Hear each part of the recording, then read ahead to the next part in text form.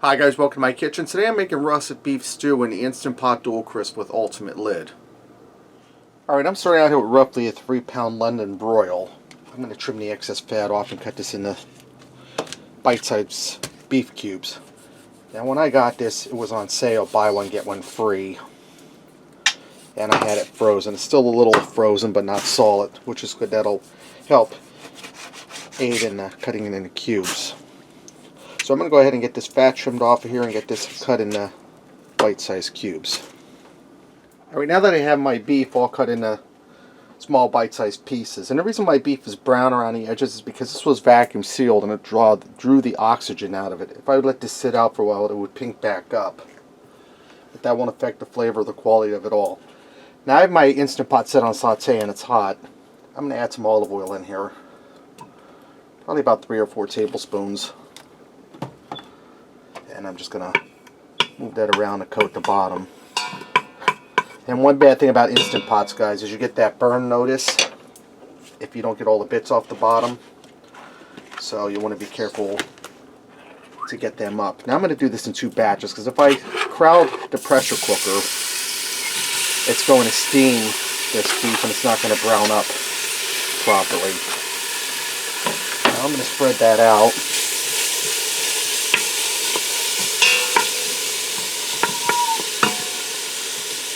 And I'm going to season my beef with my standard seasoning that I use and I love. The McCormick's Himalayan pink salt, black pepper, and garlic. This also has garlic in it, bell pepper, and a few other odds and ends. If you don't have this, salt, pepper, little garlic powder, little onion powder. Now I'm going to allow this to saute till it gets brown on all sides. I'll pull that out and I'll do the other batch. When I get it all done, I'll bring it back. Right now that my beef is all browned up, I have a 6-cup container of beef broth. I'm going to get that in there and I'm going to deglaze the bottom of the pot so we don't get that burn noise while we're pressure cooking. And I'm just going to stir those bits up off the bottom of the pot. I still have this set on saute so it starts to heat up our broth quicker. That'll help speed up the pressure cooking, preheating.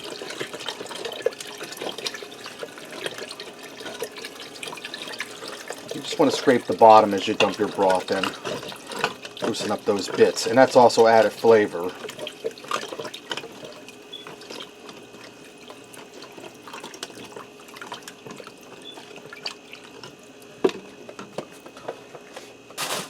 Alright, now I'm going to taste this for a little bit of salt. Grab a spoon. Because the only salt we put in it was that Himalayan salt, pink salt, with the garlic mixture.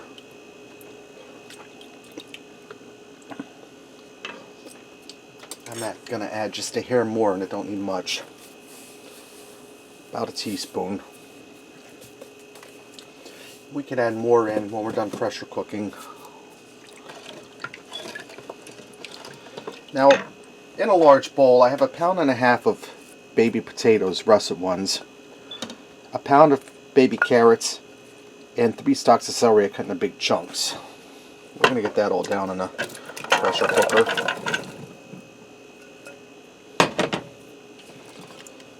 And pull that bit off there, that doesn't look good. I washed these potatoes before I put them in here. And I have a 4-cup container of beef broth just in case. I'm going to add more in. Let me look for my full line on this, which is right here. I'm going to add some beef broth in up to that full line. It might take it all, I don't know.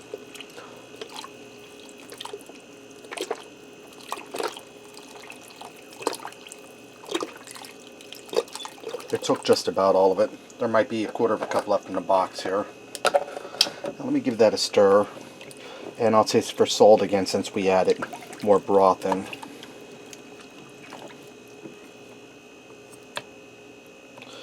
And the reason this is a russet beef stew, it's because all the vegetables are cut big and we're using those whole baby potatoes. That's tasting good. I'm going to put a little more of this pink salt, black pepper, and garlic seasoning in there, just for added flavor. About a 1/2 teaspoon. Stir that down in there.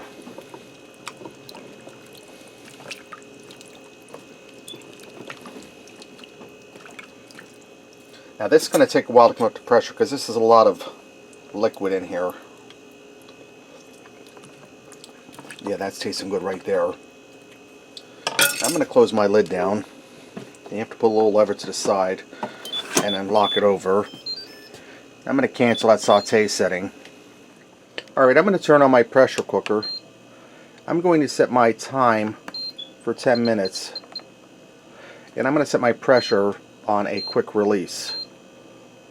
Press start. Now this will preheat, come up to pressure, it'll pressure cook for 10 minutes and then it will automatically release that pressure on its own. Alright, my 10 minutes are up. It did that quick release of the pressure. Now I turn my saute back on because we're going to bring this up to a boil. And I have a flour, water, cornstarch slurry here. I have 1 cup of flour, a tablespoon of cornstarch, and probably about a half of a cup of water, 3/4 of a cup of water. I whisked it with my whisk, it nice and smooth so there's no lumps. We want to stir that in there because we're going to thicken this beef stew up.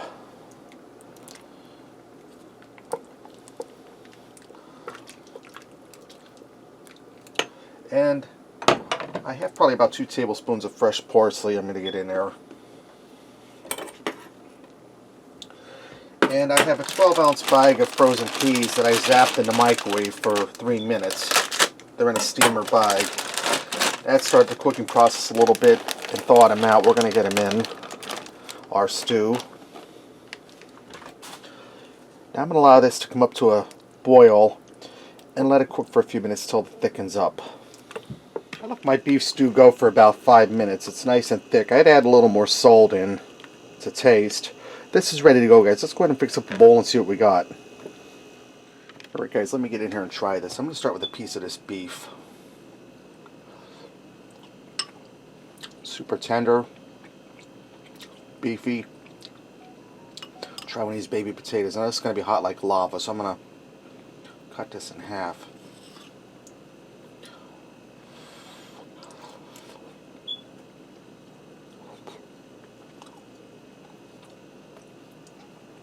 Soft, creamy. I'll try a little carrot and peas and a little bit of that broth, that gravy.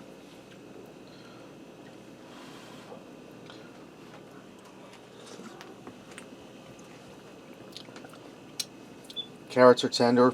Peas have a little bit of crisp to them. We don't want to mush. And that gravy, beefy, well seasoned. It took on the flavor of those vegetables. Guys, that's really delicious. One pot meal at its best. Alright, there you have it. Russet beef stew in the Instant Pot Dual Crisp with Ultimate Lid. Thanks for watching and supporting me, and remember, love what you eat and eat what you love.